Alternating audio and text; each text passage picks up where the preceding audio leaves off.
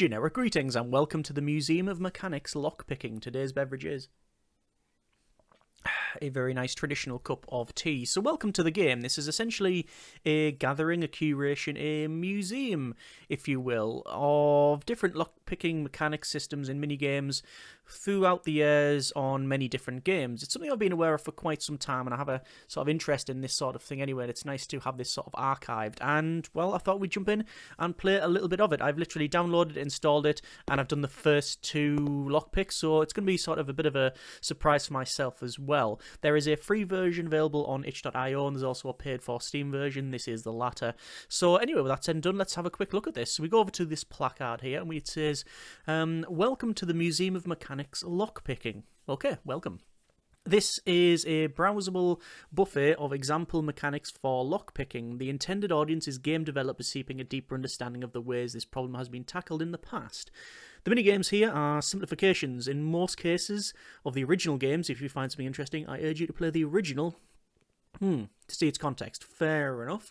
To play a minigame, highlight the lock and click the mouse. Each minigame also has a sign beneath it giving background, explanation, mechanics, and analysis of the design. So in the centre here, we have role-playing games on the left, we have immersive sims to the front, and then to the right we have other genres. We also have a couple of placards here, which is, by the look of it, just sort of credits there. Oh, and games implemented. Thief 1 and 2, Thief 4. Not actually been a big player of the Thief games in the past. Fallout 1 or 2, yes. All the Fallouts. Morrowind, Skyrim, Oblivion, yes. Splinter Cell, yes, but I can't remember. Wolfenstein New Order, no. Alpha Protocol, I can't remember. Mass Effect, yes, played, but again, can't remember. So anyway, let's just jump in and see what this is like. So we're going to go for role-playing games first. By the way, this is not going to be an exhaustive run. I'm not going to do all of them because, yeah, we don't have time for that. So Dungeons & Dragons, I've completed this one. So we click on it, and it says adjust the difficulty class, which is DC, and then the player skill. Roll a d20 to see how to interact with the system. So there's our d20. Our lock DC is 10, skill is 2, so we roll that, and looks like we've scored 12. So we've rolled a 10, yeah, plus 2, which is a success. Right, fairly simple to understand that one. Let's look at Fallout 1 and 2. It's based on agility and perception, and you roll, and that's a failure, and that's a success, and that's exceptionally loud. Let's see this one here. This is Hillsfar, and it says match the active lockpick to the active tumbler using WS and D, so we can move around. Press F to flip, and then space to pick, like that. Oh, and I guess if you fail, it just kicks you out of the mini game. So we're looking for this here. So I guess it would be. See, I'm looking at the teeth design. Actually, what we got selected would have been correct. I just need to flip it. So we want that one. So activate it, yes. We want a sort of quite wavy one, which is that one, yes. And then we need, is it that one? No. It's limited time, which is causing me the problems. Is it that one? It is not that one. Okay, let's try that one again. So we'll go for that, yes. We'll need to go for that one. No, I thought that was correct. Okay, keep going then. So is it this one? It is that, yes. We want to have... that one seems correct. It's really not, apparently. Is it because it's really shallow? It's not that. No, it's definitely... I was going to say, I'll try it, but it's definitely not that.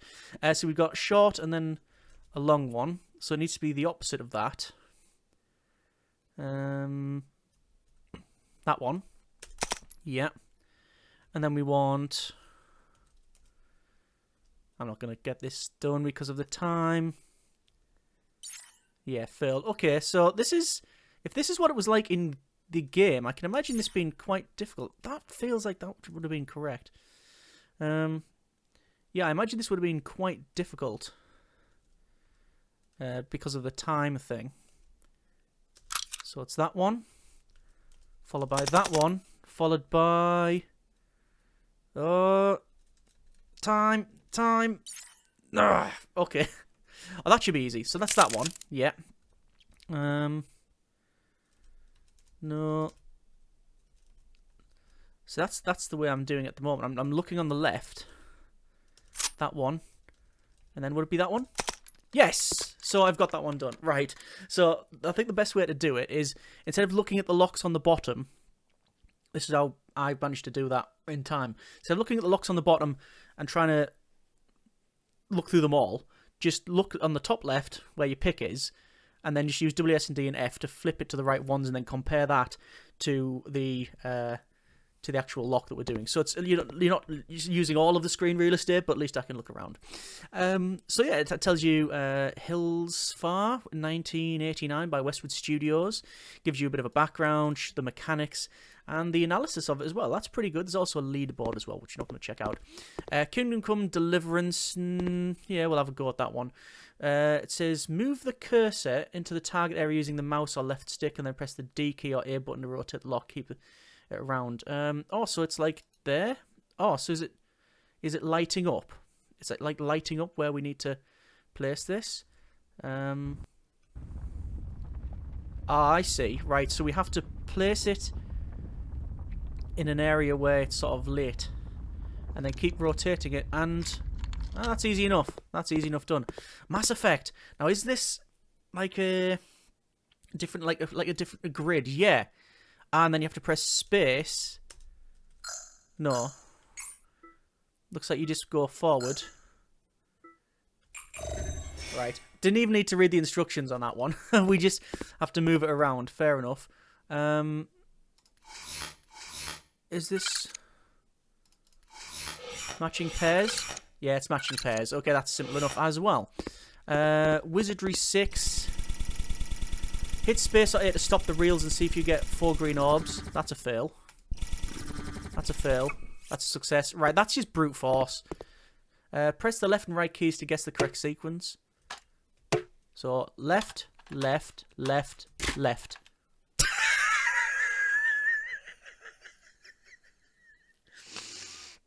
Okay, right. Basically the equivalent of 1, 2, 3, 4 on luggage. Got ya. Risen 2 and 3.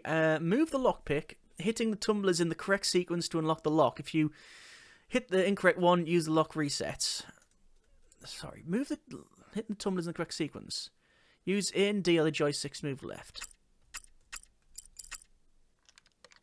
Right, again, so it's back and forward to unlock that one. Yeah, fair enough. So Skyrim. I remember this. So you just... Actually, that felt even simpler. So, find the right angle for the lockpick by moving the mouse control stick and rotating using the left click or the A button. Further the lock rotates, the closer you are in place. If you hold down too long, though, your pick will break.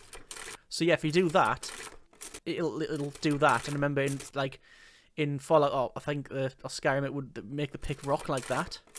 The question is this always in the same place? No, there you go. Let me try just to make sure. I just want to see if it's in the same place.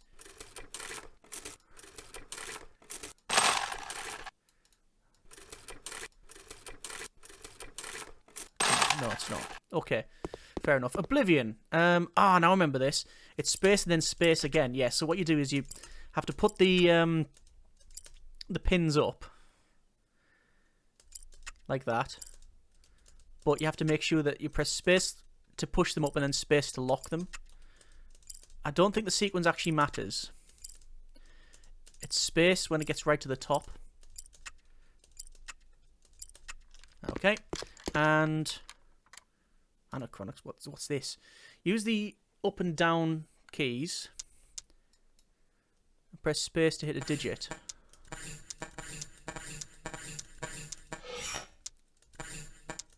Okay, so we move the digits up and round.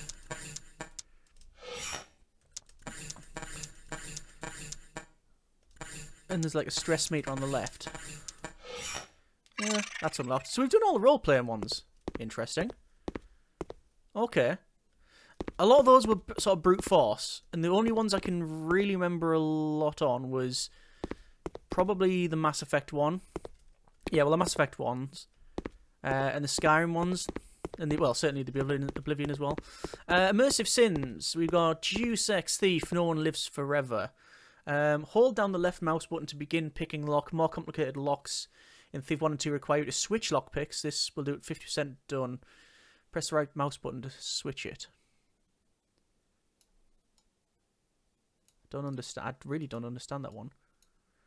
Hold down the left mouse button to begin picking the lock. More complicated locks in Thief 1 or 2 require you to switch lockpicks. This lock will do that at 50% done. To switch, press the right mouse button. You can also use A and Y buttons on the controller. So you literally just hold it. All right, okay. So there's not much going on there. This is Pathologic 2. Hold left mouse button or left trigger to move the tusk, is it? On the right, attempt to line up both. Oh, I see. Right. And then just to get it in the red zones. Okay, that's actually sort of a dexterity type game. Thief 4. Rotate the lockpick until the indicator below is fully extended. Then either click or press the space to lock the tumbler. That one. Oh. So. Yeah. Okay, and we also get some audible cues as well. Thief Deadly Shadows. Rotate the pick until the rings start moving. Small movement means you're close, large movement means you're on target. Hold until the ring unlocks, then repeat.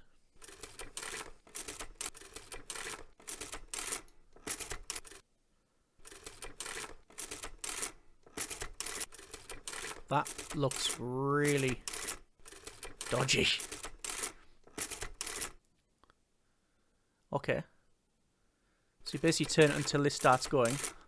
And eventually, it's going to lock in place. Yeah, that's true enough. Small movements say it's close. That's going to get close.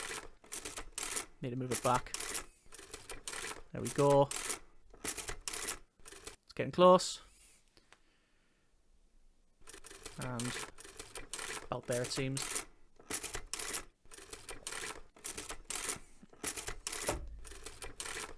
That's better. Come on. Why is that so loud? Alright, so we've actually done all the immersive sims and the role-playing games. Well, we might as well do the other genres. What have we got here? Pick lock. Enjoy this video about project by NYU grad students using an actual physical lockpick controller. Right, okay. I won't play that because it might be copyrighted. Or be claimed on YouTube. Testament of Sherlock Holmes. Use the arrow keys to bend the bottom lockpick to match the shape of the upper diagram. Ah, okay. Left, right, select segments up and down changes their angle. Oh, I see. Right. So that one. That one. That one. Easy. Wolfenstein New Order. Use the mouse, left stick, already rotate the dial line with the 3 tumblers as they swing around.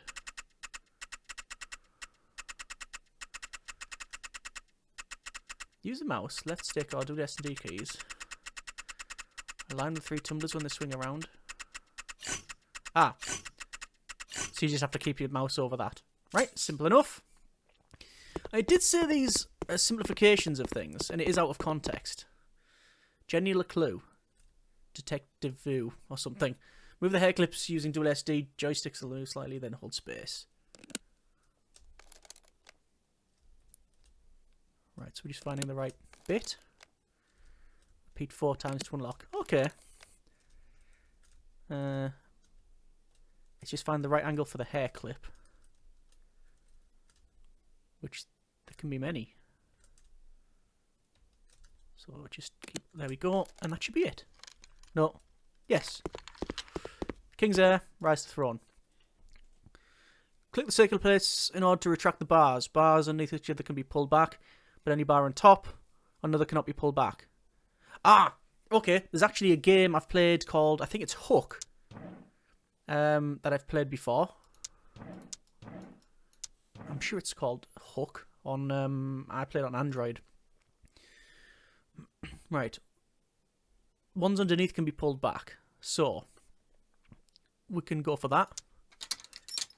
Go for that. Go for that. Then that. Then that. Then that. Then that. Then that. Yeah. So it's actually, there's a game called Hook, I think it's called. Alpha Protocol and Sleeping Dogs. Use the arrow keys, controller and mouse to line up the tumblers with the lock line.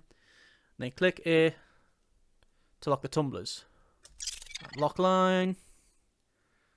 Lock line. I'm going to fail it based on time. I might get away with it. It's going to be close. Lock line. Lock line. Job done. Dust. Press the buttons or keys corresponding to the arrow shown on to open the tumblers before the timer reaches the end. It's just a loud minigame. And finally, Splinter Cell. Guess the direction of W, S, and D on the D-pad, jiggle the tumbler. Keep hitting that direction till the tumbler sticks.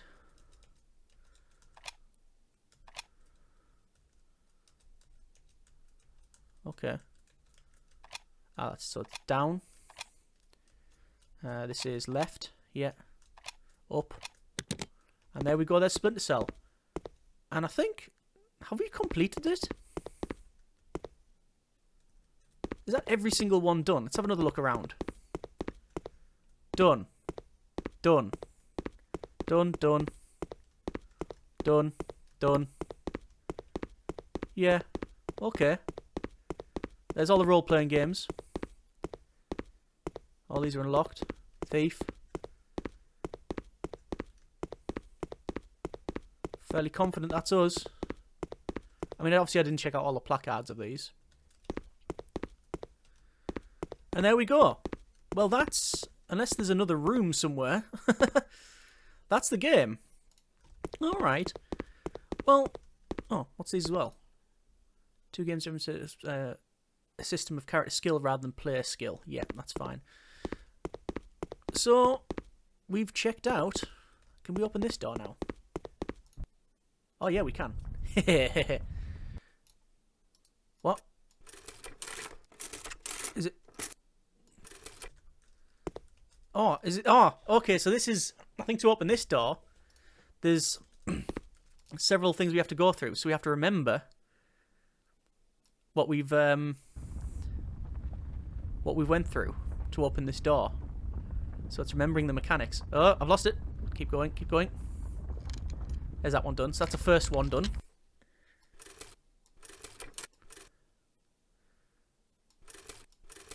we can get this one done.